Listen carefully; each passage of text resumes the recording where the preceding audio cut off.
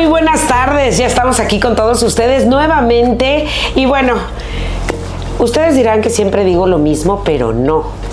Hoy es una entrevista de lujo, por supuesto que sí.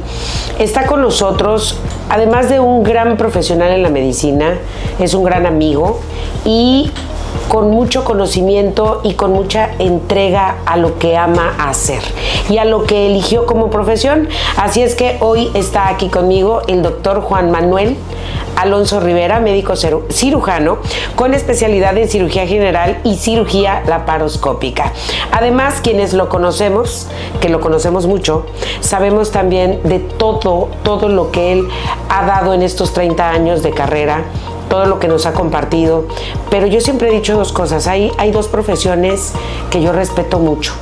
Todas, pero hay dos que yo siempre he dicho que son profesiones que tienen la vida de las personas en sus manos. Ser médico y ser abogado. Para mí son esas dos profesiones donde la decisión que tú tomes en el momento preciso puede salvar una vida o puedes perder una vida. Entonces, yo también, por cierto, he estado... me ha tocado estar en manos del doctor Juan Manuel Alonso Rivera en cirugías y bueno, aquí estoy y estoy excelentemente bien. Así es que él nos trae un tema que ustedes nos lo han pedido. Ustedes nos han pedido mucho hablar sobre el sistema digestivo, colitis, gastritis, hemorroides y hoy con él vamos a tocar estos temas, así es que quédense con nosotros. Aquí en pantalla van a estar apareciendo las redes sociales, números telefónicos, toda la información del doctor Juan Manuel Alonso y también todas las direcciones y correos y todo lo que ustedes necesitan para contactarnos. Y bueno, con esto empezamos este día. Doctor, bienvenido, muchísimas gracias. Licenciada, muchas gracias por la deferencia siempre hacia mi persona. Muy honrado en que me invite a su programa y pues bueno, a sus órdenes. Pues vamos a empezar con lo que nos han estado pidiendo. Problemas gastrointestinales. Tenemos, híjole, bueno, antes de iniciar el programa estábamos en una conversación de todo lo que había, lo que hay, y yo le hice una pregunta al doctor. Yo le decía, doctor, en estos 30 años de carrera, los problemas gastrointestinales, yo le decía, del 0 al 10, ¿qué número pudiéramos decir que estuvieron presentes desde el inicio de su carrera y al día de hoy? Yo creo que los problemas gastrointestinales en general ocuparían de un 7 a un 8 en esa escala que usted está manejando. Es muy frecuente, las enfermedades gastrointestinales están ligadas con todo. Y pues bueno, hay en diferentes sitios y de diferentes causas, pero casi todas convergen y cuando hay más de 3 entidades patológicas del sistema gastrointestinal, estamos hablando de un trastorno funcional digestivo. Es decir, todo el sistema está afectado. Mencionaba hace unos momentos colitis, gastritis, hemorroides, bueno, hay tratamiento. ¿Qué es recomendable? ¿Cómo empieza el problema gastrointestinal? Y también vamos a llegar hasta el punto del estrés, pero bueno, vamos paso a paso. Bueno, tendríamos que irnos por partes. Primeramente, si quiere, hablamos de estómago. Entonces aquí estaremos considerando la entidad más común y la que más hace que el paciente acuda con nosotros a consulta es la enfermedad ácido péptica. Es una enfermedad que está dada en base a la concentración ácida que tiene el estómago. Pero ojo, el estómago tiene una estabilidad dentro de su acidez, pero también puede haber situaciones en las que no sea tan ácido. Entonces se vuelva básico, hablando de la escala de los ácidos y las bases. Y entonces se forma la entidad nosológica llamada enfermedad ácido péptica. Es decir, la mayor parte de las enfermedades ácido péptica son por hiperacidez, pero hay una pequeña parte que son por disminución de esa acidez y que tanto es mala una como la otra. Causas. Causas son muchas. Yo se lo comentaba previo a esta conversación: los malos hábitos de alimentación, la ingesta de irritantes, la ingesta de alcohol, el estrés, las personas personalidad tipo A. Y hay entidades que no hay una causa aparente, pero está presente el problema. Llamamos idiopáticas. Incluso algunos tratamientos como los antiinflamatorios no esteroideos o algunos tratamientos de quimioterapia también pueden ser factores condicionantes para presentar enfermedad ácido péptica de origen ácido.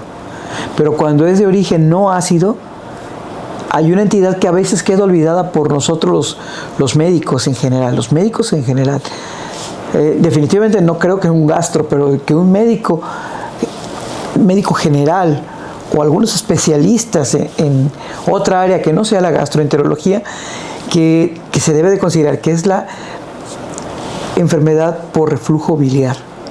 También la enfermedad por reflujo biliar nos puede estar condicionando un trastorno ácido péptico que se manifieste de la misma forma, con dolor en la región se llama epigastrio, lo que todo el mundo conoce como boca del estómago. No sé por qué le llaman boca del estómago, porque no tiene dientes, pero le dicen boca del estómago. Que la región se llama epigastrio. Es una sensación ardorosa, es un dolor que disminuye o aumenta con la ingesta de alimentos, y ahí nosotros es cuando empezamos a hacer, nosotros le llamamos semiología, que es el discernimiento de los síntomas y signos para poder llegar a un diagnóstico. Cuando hablamos de una enfermedad ácido gástrica, péptica, en términos coloquiales, ¿a qué nos referimos? ¿A una gastritis? Bueno, antes así le decíamos todos, ¿no? Gastritis, pero finalmente gastritis es un término histopatológico. Para que nosotros podamos decir, tienes una gastritis, te tengo que hacer una endoscopia y una biopsia, o una cirugía abierta y una biopsia. Y entonces sí, el médico patólogo nos va a decir, es una gastritis, y nos dirá el tipo de gastritis que es. Clínicamente, ¿hasta dónde llega el diagnóstico? Mi diagnóstico clínico, es decir, cuando reviso al paciente, cuando integro el diagnóstico sin estudios, es una enfermedad acidopéptica, y ahí queda. De las enfermedades acidopépticas, las más frecuentes son las ácidas. Entonces el paciente se trata con medicamentos que nos disminuyan la secreción ácida del estómago. Cuando sospechamos que es por reflujo biliar, cambia la situación y tenemos que dar otro tipo de medicamentos que nos aumenten el vaciamiento gástrico y que quiten esa, incluso a veces darles un poco de ácidos, ¿no? Para poder neutralizar todo esto. Síntomas. ¿Cómo empieza una persona con estos problemas? Son muy vagos, son síntomas muy vagos. El paciente lo que más nos refiere es el dolor en la parte del abdomen, que todo el mundo le dice boca del estómago, se llama epigastrio, normalmente lo repito porque si no me escucha algún médico me va a criticar horriblemente. Que puede disminuirse con la ingesta de alimentos, pero que 2 o 3 horas después vuelve a presentarse. Síntomas de enfermedad grave pueden ser el reflujo concomitante e incluso puede ser la presencia de vómitos con sangre. Podría ser. Cuando ya estamos en algunos otros extremos, o evacuaciones negras, porque estamos hablando de que es un problema gástrico que nos generó ya un sangrado y que puede haber evacuaciones con sangre digerida, negras. Entonces, en estos síntomas, el reflujo, ese que sientes que se regresa, ese incluso hasta dolor de pecho, estamos hablando de un problema del sistema digestivo. Sí, por supuesto, gastroesofágico, es decir, del 60 al 75% de las enfermedades acidopépticas concurren con un problema que es común, aunque no se parezca, con hernia hiatal. Con otro problemita, el hiato es la porción que divide al estómago del esófago. Entonces, es frecuente que concurran ambas patologías con reflujo gastroesofágico, y ahí es donde se vienen los problemas mayores todavía. Porque si hay una hiperacidez y de por sí el ácido ya es dañino para las células del esófago, si es más el ácido, pues es más el daño que se le hace. Y se viene otra entidad que es la esofagitis, menos frecuente que la enfermedad acidopéptica, pero que se puede presentar incluso juntas. Entonces, de ahí estamos hablando de lo que comúnmente conocemos la boca del estómago, ¿no? Bueno, que llamamos de manera común la boca del estómago. Sí. Pero ya ahí, cuando se refiere a una colitis, que nosotros decimos, no es que traigo una colitis y el dolor es aquí y mucha diarrea, ahí, ¿cómo eso va en evolución o se empieza primero con una enfermedad, luego con otra? ¿Cómo funciona? No. A ver. Se puede ser feo y andar en moto. El paciente puede tener reflujo gastroesofágico, más esofagitis, más enfermedad acidopéptica, más síndrome de intestino irritable, más enfermedad hemorroidal. Si tiene más patología vesicular, patología pancreática, que forman parte del sistema digestivo. Si tiene 3 entidades patológicas del mismo sistema, ya estamos hablando de un trastorno funcional digestivo. O sea, ya no es nada más la enfermedad acidopéptica o la esofagitis, ya es un trastorno de todo. ¿Y por qué tenemos la obligatoriedad de conjuntar esto? Porque de ahí va a depender el esquema de tratamiento. Es importantísimo, porque hay personas que dicen, si es enfermedad acidopéptica le voy a dar esto, como receta de cocina.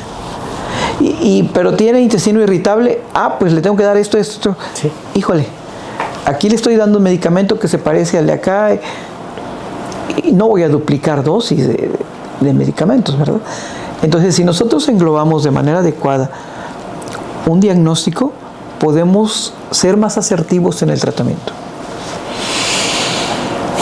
Entonces, no, es que esto, con razón nos pedía tanto el auditorio que habláramos de estos temas, porque entonces estamos hablando de un conjunto de enfermedades del sistema digestivo. Sí. Y que pueden detonar, o esto nos lleva a un cáncer de colon, a un cáncer de estómago, o cómo. No necesariamente. Okay. No necesariamente. Definitivamente los procesos inflamatorios crónicos sí pueden condicionar a la presencia de cánceres, sí.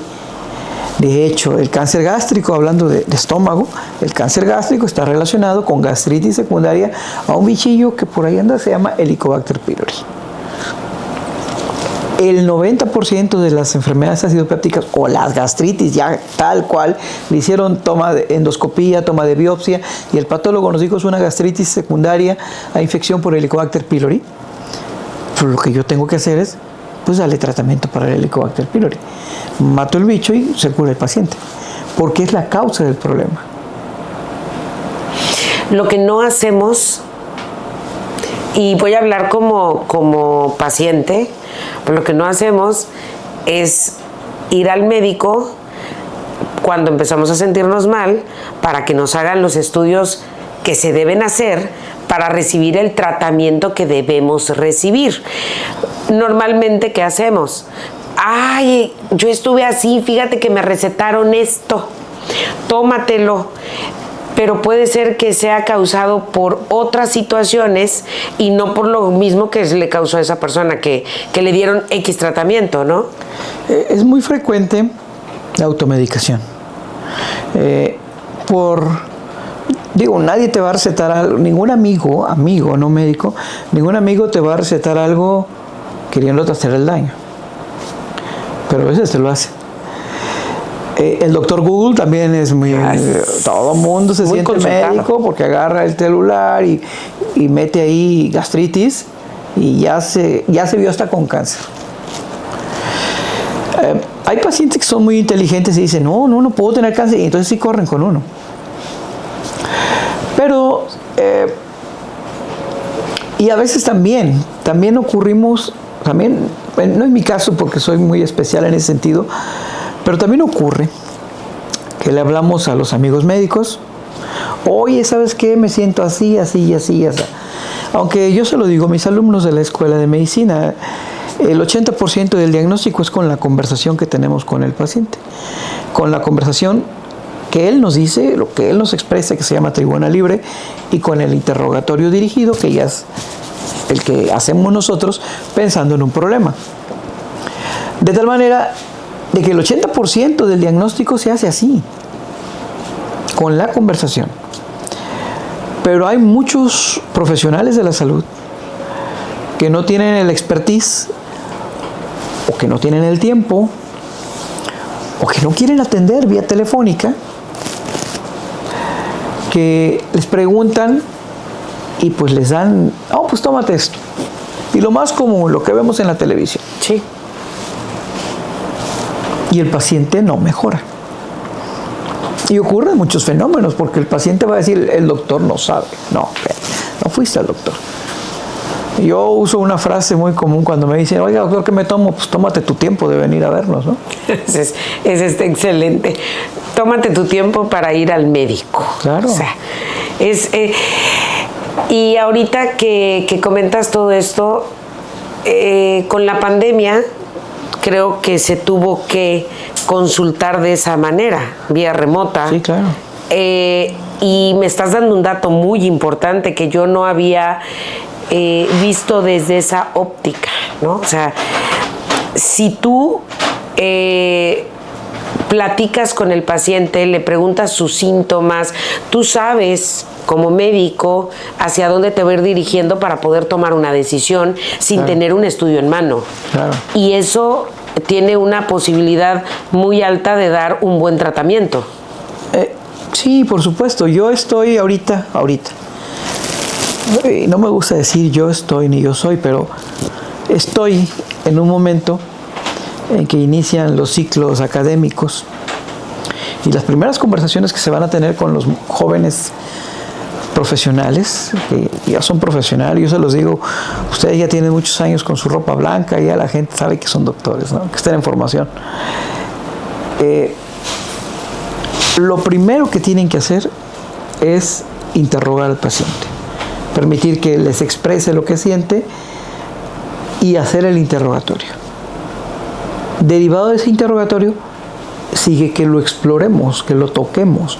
¿Y cuántas veces a mí aquí no ha llegado gente que me dice, es que me dijeron que tengo tal o cual enfermedad? Ok. Empiezo a preguntar, más dirigido, pues ya el paciente me está trayendo el diagnóstico. Y no, usted no tiene eso. O a ver, vamos a explorarlo. Lo revisamos y no tiene eso. E incluso a veces hasta el paciente cae en conflicto, porque viene de ver a un profesional que ha sido históricamente el médico de la familia. Pero ¿qué cree? Digo, a ver, ¿y te tocó? No, nada más platicamos. O sea, sí, el 80% es la conversación que tenemos, pero el otro 20% hay que usarlo. Y otra parte importante, a veces el paciente llega y no llega solo, llega acompañada de una serie de estudios inútiles de laboratorio. Yo soy cirujano general, entonces a mí el paciente, gran parte de los padecimientos que yo veo pues son quirúrgicos.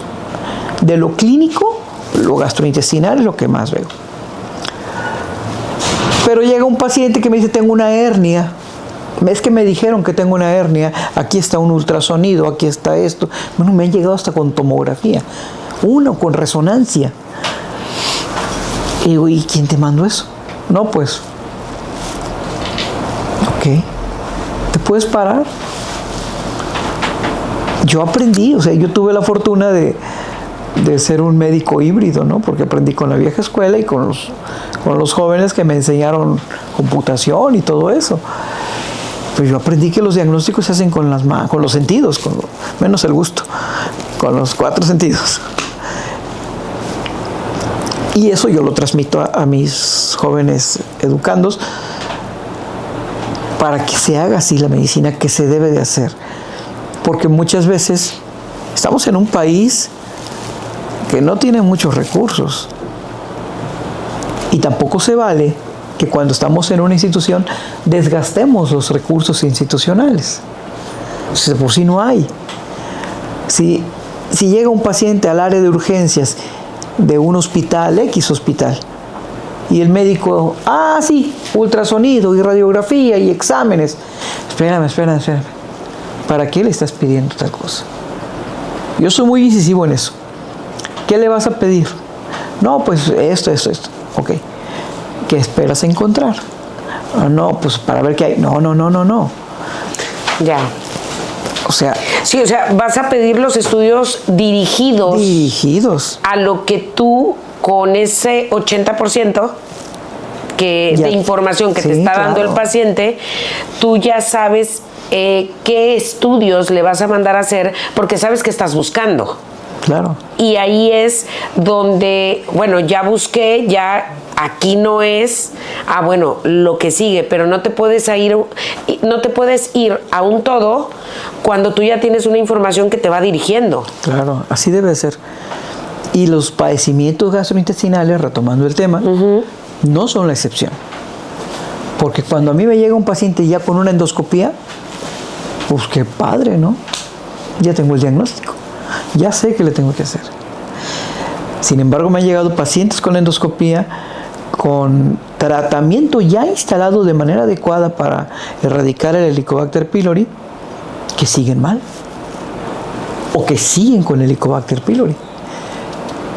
Y es cuando patinamos, porque a ver, ¿cuántos ciclos te puedo dar de ese tratamiento? O ¿cuáles son las alternativas? Y de repente dices, no, ya le di el segundo ciclo del medicamento y no mejora.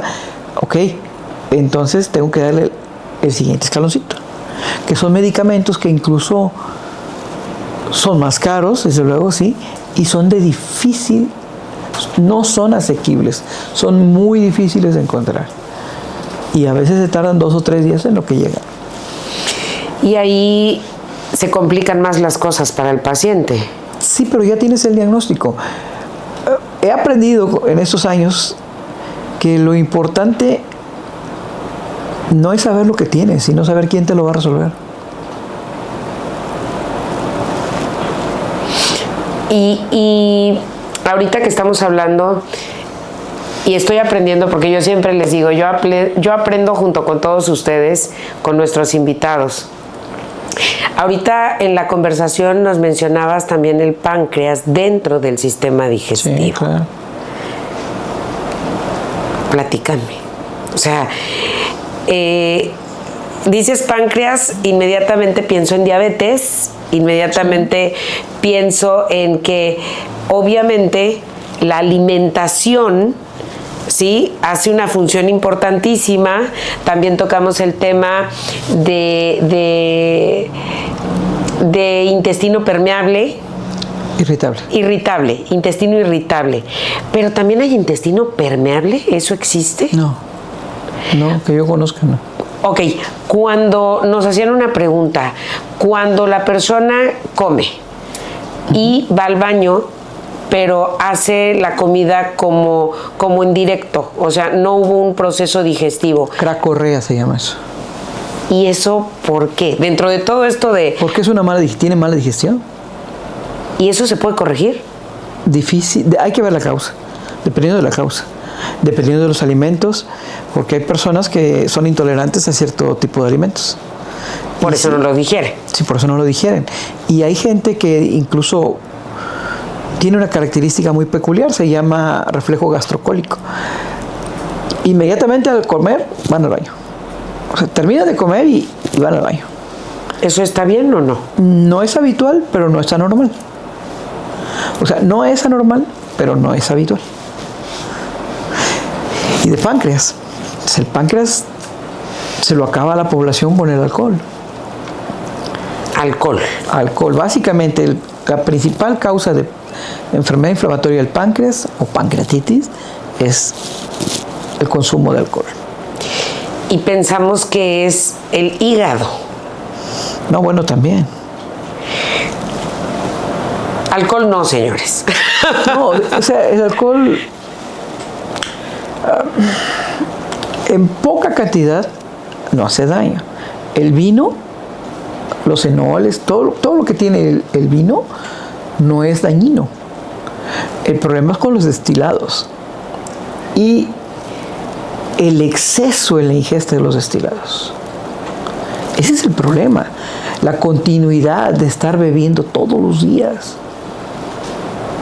Eso es el verdadero problema. No es un alimento. El alcohol no es un alimento. El exceso es malo. Cualquier exceso es malo. Entonces, aquí nos vamos con que la alimentación es fundamental. La alimentación es primordial y hablamos de alimentación tanto de los consumibles llamados alimentos como de la ingesta de líquido, porque es algo muy importante.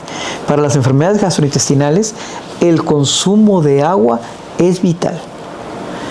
Si un paciente de 80 kilos no toma de 2,5 a 3 litros de agua, no le va a ir bien.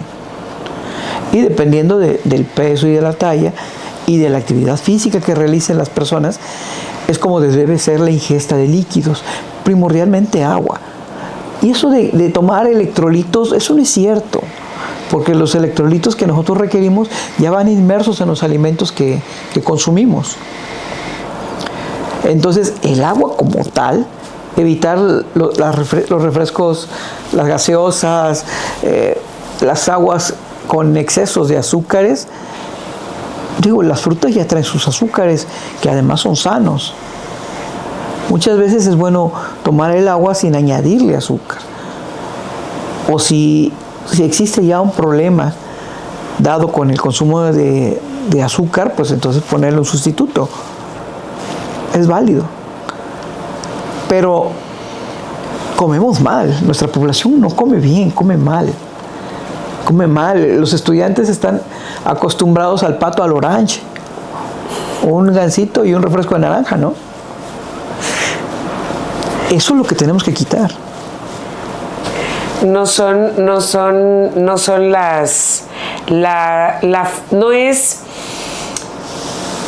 Aquí llegamos al punto donde no es el punto llegar a los excesos en los alimentos, en las bebidas. Aquí es hacer conciencia cómo nos vamos a empezar a cuidar, cómo nos vamos a empezar a alimentar y cómo estamos educando a los niños en esta parte de la alimentación, porque aquí viene la cultura y dice, no es que no te heredan las enfermedades, te heredan los malos hábitos. ¿Cómo crecimos? Bueno, voy a hablar por mí, ¿no? Yo estaba acostumbrada que en la casa de mis abuelos el desayuno era una torre de... una torre de tortillas a mano con manteca de cerdo y chilito seco y las chuletas de cerdo, y además se le ponía la manteca a la tortilla, ¿sí? Y los frijoles, eso sí, frijolito de olla, ¿no?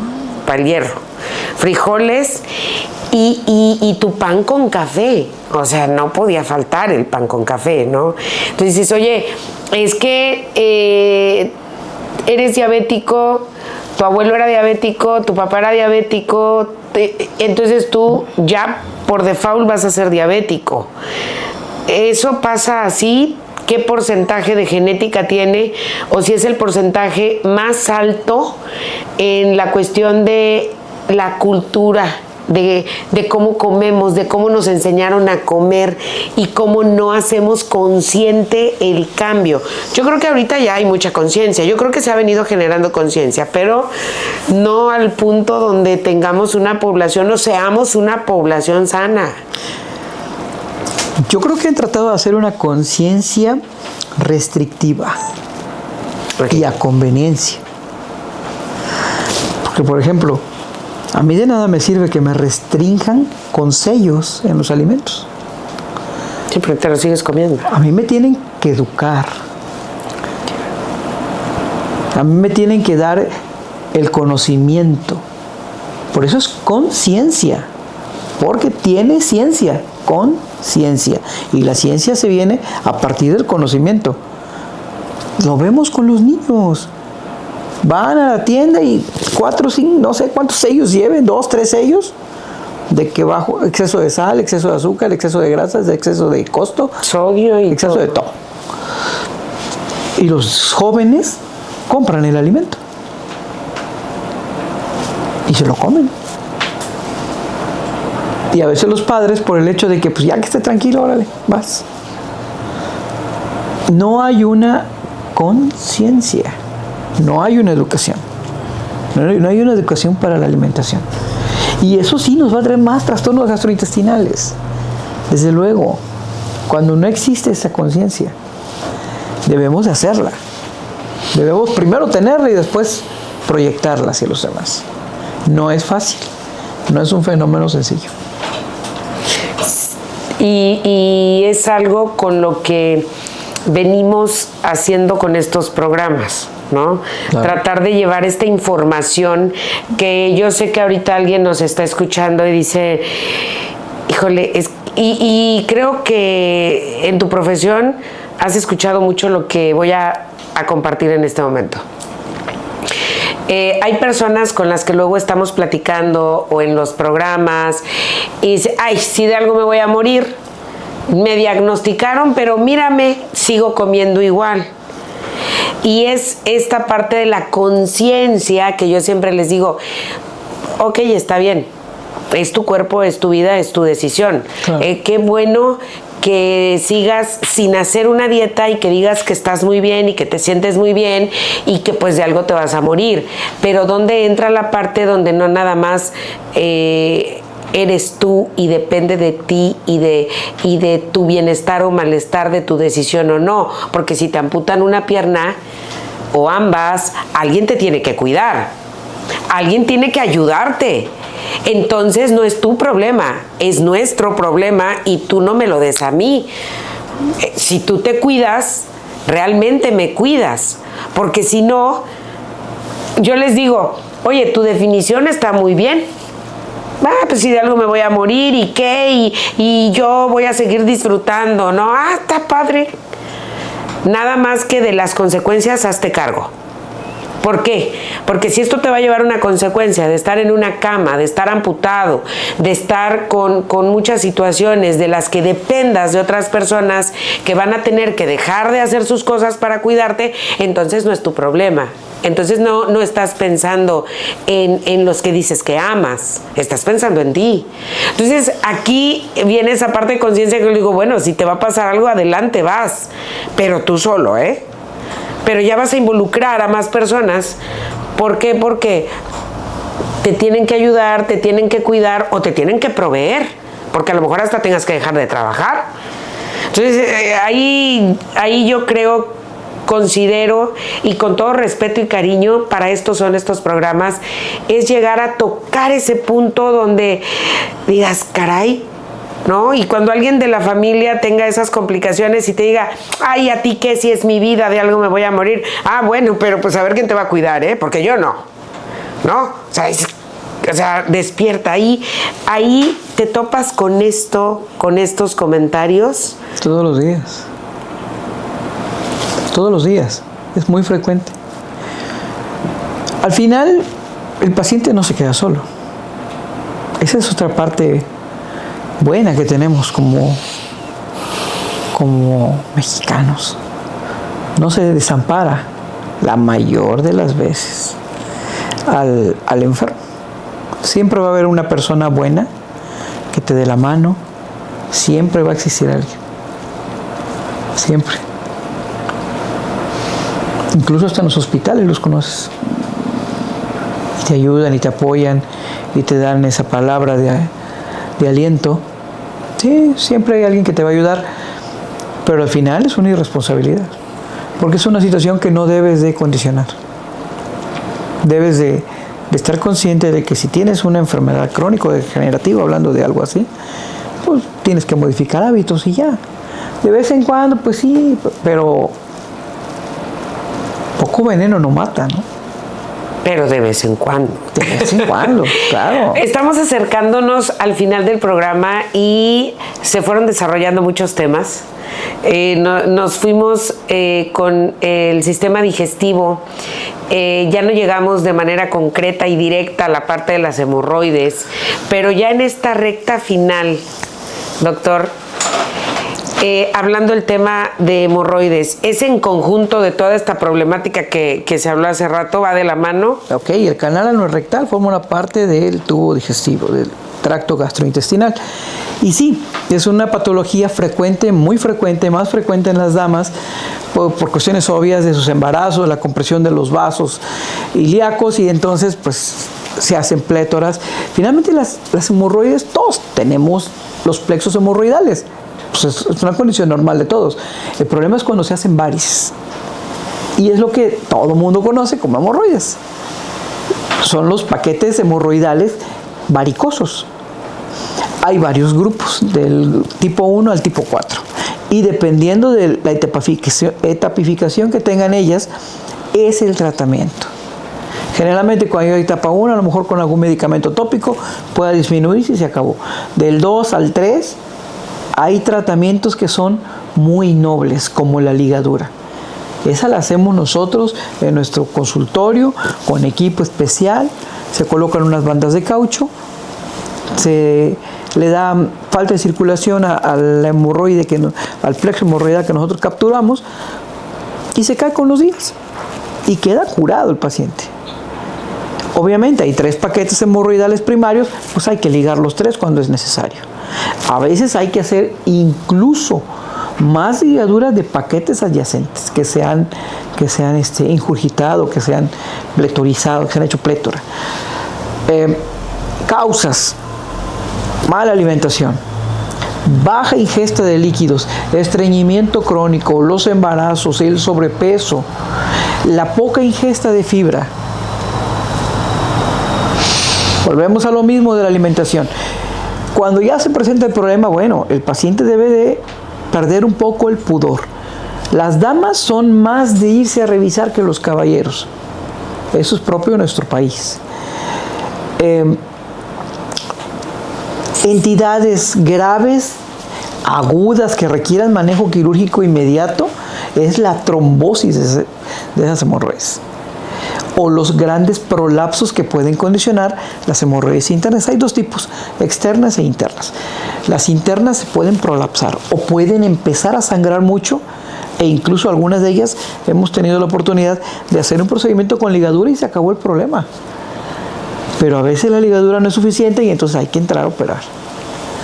Y aquí ya en esta parte final, hablando de las hemorroides, sí se pueden hacer cirugías, sí se pueden hacer procedimientos más prácticos, bueno, según el caso, lo que nos menciona.